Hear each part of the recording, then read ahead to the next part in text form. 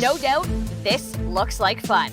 But this scene also likely contains many sun safety fails. Fails you've likely already made this summer. Consider the next 4 minutes your Sunscreen 101. Everything you need to know, from burns to aftercare and even cancers. How much SPF do you need? And does sunscreen really expire? This is Health and Weather Extended, the Sun Safety Edition. And first we're going to talk about SPF. We'll bring in pharmacist Victor Wong. Victor, first, what is SPF and how much do I really need? So SPF stands for Sun Protection Factor. And this represents the ability of the sunscreen to protect against the ultraviolet B or UVB rays that can burn the skin and lead to skin cancer and signs of aging. In the past, SPF 30 was about the highest you could get, but now companies are making SPF from 15 all the way upwards of 100 SPF. The amount of UVB radiation that's blocked by SPF 15, 30, 50, and 100 is 93%, 97%, 98%, and then 99%. So doubling the SPF doesn't double the amount of protection that you get from the sunscreen.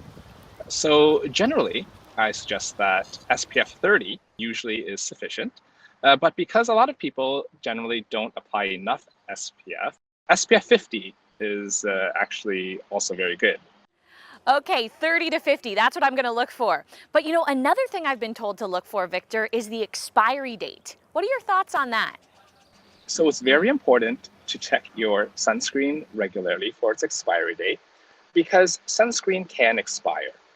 In general, the effectiveness of the sunscreen is not as good once it's expired, particularly for sunscreens that are chemical-based as opposed to mineral-based.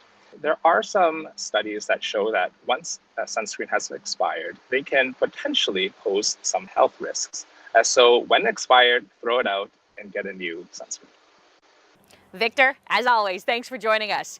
Now, the Skin Cancer Foundation suggests reapplying sunscreen every 2 hours. But we know it's easy to get caught off guard, especially on a day as beautiful as this. So, if you do end up with a burn, here's some advice. Please do stay hydrated. Sunburns cause fluid to go to the surface of the skin and away from the rest of our body, which can increase our risk of dehydration. Do cold compresses, cold showers, cold baths, because this helps soothe the skin. Topical creams like aloe vera or moisturizing cream. And do be extra careful with your skin. So after a sunburn, avoid going into the sun. Simple things like after taking a bath or shower, patting dry your skin and not rubbing it. Those are some other do's that I recommend. And lastly, we need to complete this sun safety segment by checking in with the Melanoma Network of Canada.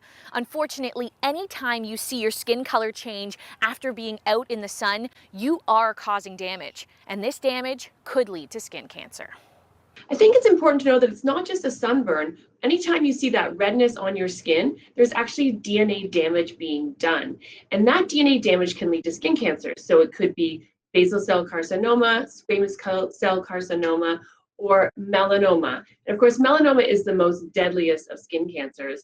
You also see deterioration of the skin, which leads to aging from that DNA damage. So it could be brown spots, wrinkles, and skin that just gets loose and lax over time. If you want to use a little bronzer or a little self-tanner, that's okay. But really, anytime you see color change in your skin, that's a signal that you're damaging that skin, and there's no way that that's healthy. This is why it's important to understand sun protection, focus on prevention, and use it properly. According to Stats Canada, only 30 to 40% of adults use sunscreen on their body when they know they'll be outside in the sun. So there certainly is room for improvement. This has been Health and Weather Extended, the chat about sun safety.